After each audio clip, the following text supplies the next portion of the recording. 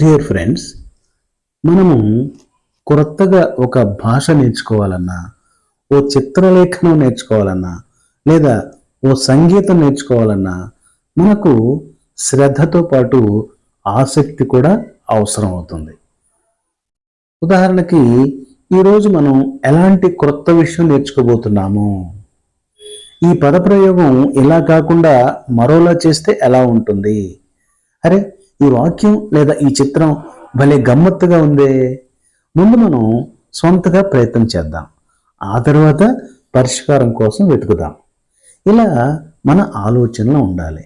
ఇలా ఉంటే కనుక మనం ఎంతటి ఇబ్బందికరమైన, ఎంతటి కష్టతరమైన క్రొత్త విషయాన్నైనా సరే మనం నేర్చుకోవడానికి అవకాశం ఉంటుంది. సరేనా?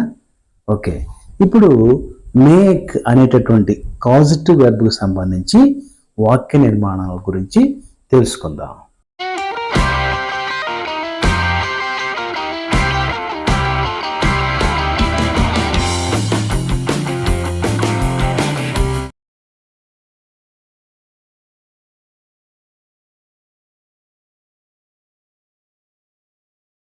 ప్రియ మిత్రులారా, మనం కారణక్రియలు కాజిటివ్ వెర్బ్స్ గురించి తెలుసుకునే క్రమంలో ఇది 3వ వీడియో.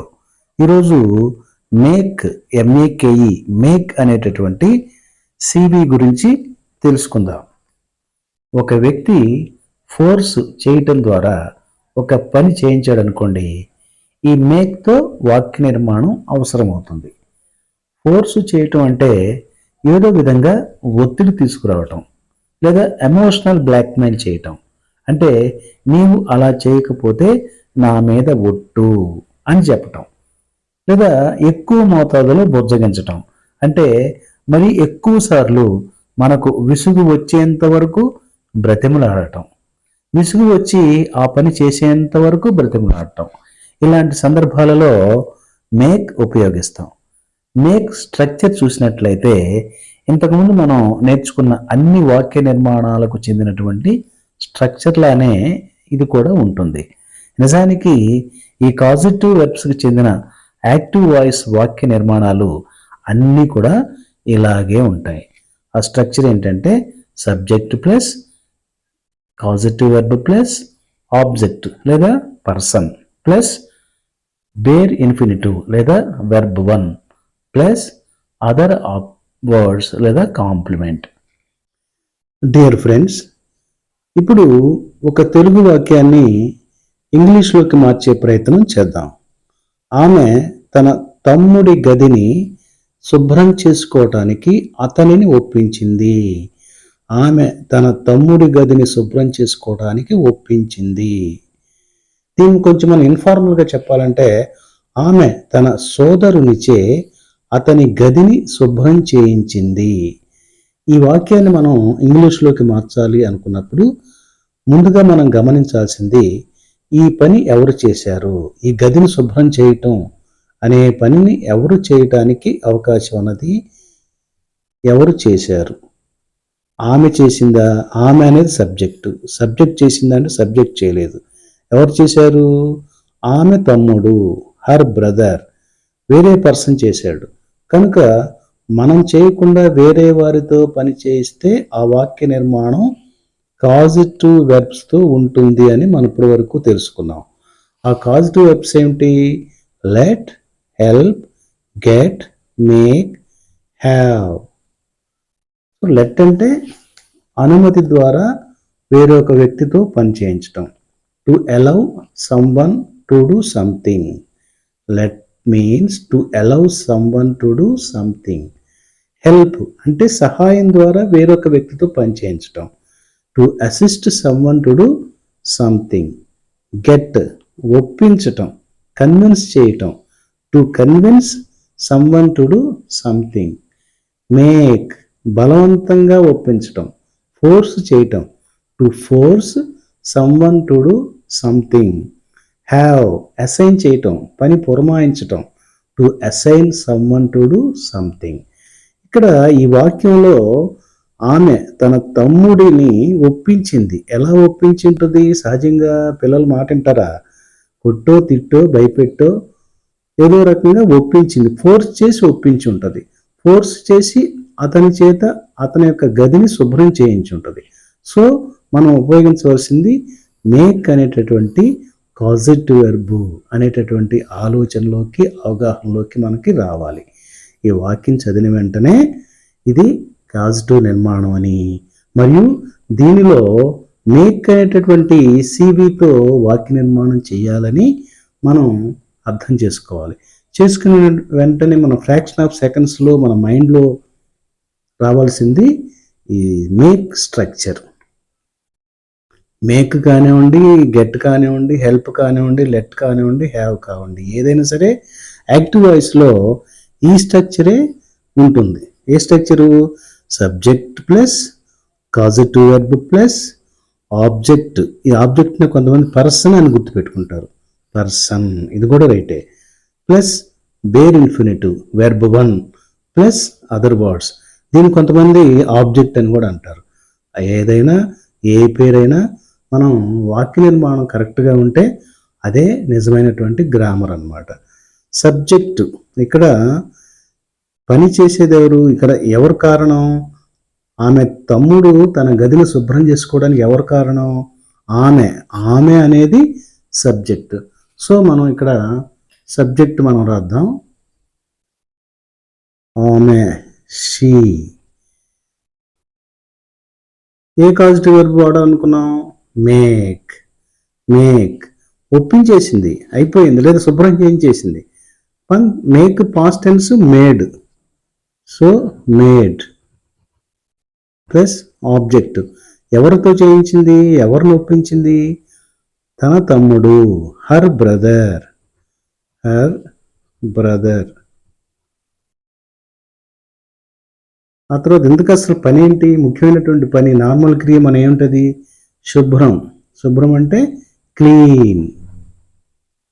ఇప్పుడు చూడండి, subject, causative verb, object, verb అని కాకుండా మిగిలినటువంటిది ఏంటిది? మిగిలినటువంటిది సబ్జెక్ట్ వచ్చేసింది, కాజిటివ్ వెర్బ్ వచ్చింది, ఆ తర్వాత ఆబ్జెక్ట్ వచ్చింది, వెర్బ్ 1 వచ్చింది.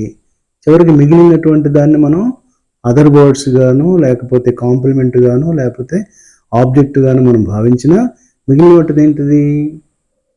హిజ్ రూమ్, అతని గది. His room. సో ఇప్పుడు చెప్పండి ఈ వాక్యం. She made her brother clean his room. She made her brother clean his room. చూడండి వాక్యం ఎంత ఈజీగా మనం తెలుగు వాక్యాన్ని ఇంగ్లీష్లోకి మార్చగలిగాము. మిత్రులారా, ఈ కారణ క్రియలు, కాజిటివ్ వెర్బ్స్ వాక్య నిర్మాణం నేర్చుకునే క్రమంలో ఇప్పుడు మరో తెలుగు వాక్యాన్ని ఇంగ్లీష్లోకి మార్చే ప్రయత్నం చేద్దాం. అదేమంటే, సినిమా అందరినీ కడుపుబ్బా నవ్వించింది. సినిమా, ఏదో ఒక సినిమా అందరినీ కడుపుబ్బా. ఇది వ్యవహారంగా మనం కడుపుబ్బా అంటాం, కానీ ఇంగ్లీష్లో మనకి కడుపుబ్బాకి డిక్షనరీ ఎతికినా సరే మీకు పదం తెలియదు. కడుపుబ్బా అంటే బిగ్గరగా, కడుపుబ్బా నవ్వించింది. ఇంగ్లీష్ ఎప్పుడు కూడా మక్కికి రావాలని మనం అనుకోకూడదు, ఆ అర్థం వస్తే చాలు. సినిమా అందరినీ కడుపుబ్బా నవ్వించింది. ఇది చూసిన వెంటనే, ఈ వాక్యం ఒక్కసారి మనసులోకి చదువుకున్న వెంటనే ఇది ఏ వాక్య నిర్మాణం అనేది మనకి అర్థమైపోవాలి. సినిమా అందరినీ కడుపుబ్బా నవ్వించింది. అందరిలో మీరుండొచ్చు, మీరు ఉండకపోవచ్చు. ఈ అందరూ లేదా మీరు అయినా సరే కడుపుబ్బా నవ్వటానికి కారణం అయింది ఎవరు? సినిమా. ఒక పని జరగడానికి మరొక కారణం అయితే ఖచ్చితంగా అది పాజిటివ్ వాక్య నిర్మాణమే. ఇది మనసులోకి వచ్చేసేయాలి. మనం నవ్వించింది సినిమా, నవ్వింది మనం. కాబట్టి మనం ఆబ్జెక్ట్, ఇక్కడ మనం లేదా అందరూ అనేది ఆబ్జెక్ట్ అవుతుంది, సినిమా అనేది సబ్జెక్ట్ అవుతుంది. ఓకే, దట్ ఇస్ అందర్ స్టోరీ. ఫస్ట్ మనం ఈ ఆలోచనకు వచ్చిన వెంటనే, ఇది కాజిటివ్ వాక్య నిర్మాణము అనే ఆలోచనకు వచ్చిన వెంటనే మనకి ఈ కాజిటివ్ వెర్బ్స్ మనకి మనసులోకి రావాలి. అవేమున్నాయి? Let, help, get, make, have. ఈ ఒక్కొక్క కాజిటివ్ వెర్బ్ ఏ సందర్భాల్లో మనం వాడతాం అనేటటువంటి విషయాన్ని మనం ఇంతకుముందే ఒక వాక్యాన్ని మనం మార్చేటప్పుడు తెలుసుకున్నాం కాబట్టి దాని ఆధారంగా ఈ వాక్యం మేక్ అనేటటువంటి కాజిటివ్ వెర్బ్ ఉపయోగించి రాయాల్సి ఉంటుంది. ఎందుకంటే ఈ సినిమా అందరినీ కడుపుబ్బా నవ్వించింది అంటే ఆ సినిమాలో అపరిమితమైనటువంటి హాస్యం ఉన్నది. ఇక మనం వద్దన్నా చచ్చినట్టు నవ్వాల్సిందే, అంత కామెడీ ఉందన్నమాట దాంట్లో. సో మనం సినిమా ఇక్కడ మనం నవ్వటానికి ఫోర్స్ చేసిందనమాట. కనుక ఇక్కడ మేక్ అనేటటువంటి కాజిటివ్ వెర్బ్ ఉపయోగించాలి. దీని ప్రకారం ఈ వాక్య నిర్మాణం ఏమై ఉంటుంది? ఒకసారి మరలా స్ట్రక్చర్లోకి వెళ్దాం. Subject plus causative verb plus object, లేదా దీన్ని కొంతమంది పర్సన్గా గుర్తుపెట్టుకుంటారని చెప్పాను. వెర్బ్ 1, దీన్ని మనం బేర్ ఇన్ఫినిటివ్ అంటాం, లేదా అదర్ వర్డ్స్ మిగిలింది. ఇక్కడ సబ్జెక్ట్ వచ్చేసి సినిమా అవుతుంది. ఎందుకంటే నవ్వించింది సినిమా, నవ్వింది అందరూ, కనుక సినిమా మూవీ. కాకపోతే మూవీ ముందు ది అనేటటువంటి ఆర్టికల్ రావాలి. The movie. కాజిటివ్ వెర్బ్ ఏది? The movie. Causative verb make. ఇక్కడ నవ్వించింది అయిపోయింది కాబట్టి మేక్ పాస్ట్ టెన్స్ రూపం అయినటువంటిది మేడ్ రావాలి. ఆ తర్వాత ఆబ్జెక్ట్ ఏంటి? ఎవరు నవ్వించింది? అందరినీ, ఎవ్రీవన్. ఆ తర్వాత వెర్బ్ 1 అసలైనటువంటి నార్మల్ క్రియ నవ్వటం, లాఫ్. కాకపోతే ఇక్కడ అదర్ వర్డ్ వచ్చేసి కడుపుబ్బా, బిగ్గరగా. Laugh out loud. ఈ మొత్తం పదం అంతా కూడా కలిపి చదవాలి. Out loud.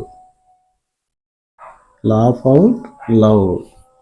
The movie made everyone laugh out loud. The movie made everyone laugh out loud. So చూసారా? జాగ్రత్తగా మీరు ఫాలో అయితే కనుక ఎంతటి కష్టమైనటువంటి తెలుగు వాక్యం అయినా సరే మన ఇంగ్లీష్లోకి మార్చడం చాలా తేలికగా ఉంటుంది. సినిమా అందరినీ కడుపుబ్బా నవ్వించింది. ఈ వాక్యాన్ని చూసి ఒక్కసారిగా మనం మార్చాలి అంటే ఇప్పుడిప్పుడే నేర్చుకుంటున్నటువంటి ఇంగ్లీష్ నేర్చుకునే పిల్లవాడు ఒక్కసారి కంగారు పడతాడు. అమ్మో ఇదేంటి ఇలా ఉంది, సినిమా అందరినీ కడుపుబ్బా నవ్వించింది, దీన్ని రాయటం ఎంత కష్టమో అనిపిస్తుంది. కాకపోతే మీరు ఫాలో అయితే చాలా తేలిగ్గా ఉంటుంది. దీనిలో మీరు గుర్తుపెట్టుకోవాల్సింది వాక్యం చదివిన తర్వాత అది ఏ నిర్మాణము? ఓకే, కాజిటివ్ వాక్య నిర్మాణం. అదైన తర్వాత మనకు తెలుసుకున్నటువంటి ఈ 5 కాజిటివ్ వెర్బ్స్లో ఏది దీనికి సెట్ అవుతుంది, ఆ తర్వాత ఈ సెంటెన్స్ యొక్క స్ట్రక్చర్ ఏంటి, ఇలా తెలుసుకుని మనం దాన్ని ఫాలో అయితే ఎంతటి కష్టమైన వాక్యం అయినా సరే మనం ఈజీగా ఇంగ్లీష్లోకి మార్చడం జరుగుతుంది. ఇప్పుడు మనం ఈ మేక్తో మరికొన్ని వాక్య నిర్మాణాలను ఉదాహరణగా ఇవ్వడం జరిగింది. అవన్నీ మీరు బాగా ప్రాక్టీస్ చేసి ఈ మేక్ అనేది ఇంకా ఎప్పుడు వచ్చినా సరే మీరు చాలా ఈజీగా ఇంగ్లీష్లో వాక్య నిర్మాణం చేయండి. Okay friends.